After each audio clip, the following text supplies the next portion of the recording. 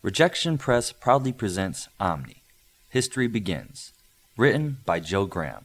Read by Joel Hart, A.K.A. JoeyBonezz. Prelude.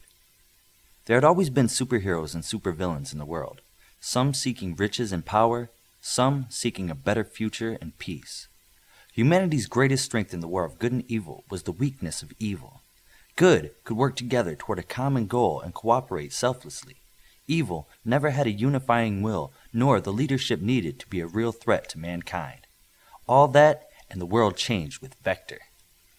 Vector was powerful, brilliant, charismatic, and he was also one of Earth's finest superheroes. For years, he bided his time and played the part of hero, while he secretly gathered support from heroes and villains alike. Once a third of the world's superhumans followed his vanity, Vector orchestrated what would forever be known as Black Monday. July 4th, 1979. Black Monday started in America. While heroes were dispersed across the country celebrating America's Independence Day and helping people when needed, the villains struck. Vector's followers, organized into disciplined strike forces, attacked the heroes. The villain's strategy was to outnumber the heroes, single them out, and execute rehearsed plans of how to end the heroes' lives.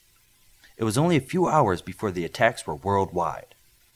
The heroes were caught off guard, and by the time they regrouped, 1/5 of the world's heroes were gone.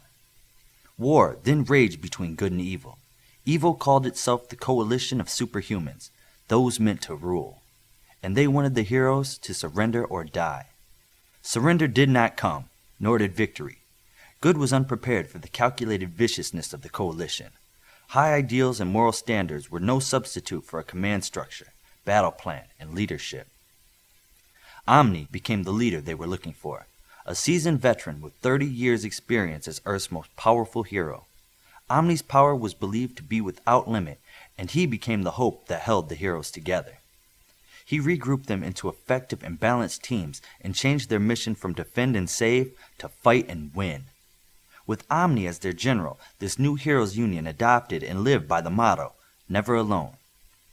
The Heroes Union fought fiercely to put an end to the coalition, and with Omni as the point of the hero's spear, victory finally came in the fall of 1981. The coalition's war was finally over, but the cost was high. Civilian casualties were reported to be in the millions, and hundreds of cities were left in ruin. Thousands of heroes, superheroes, crime fighters, and city protectors were part of the price of victory.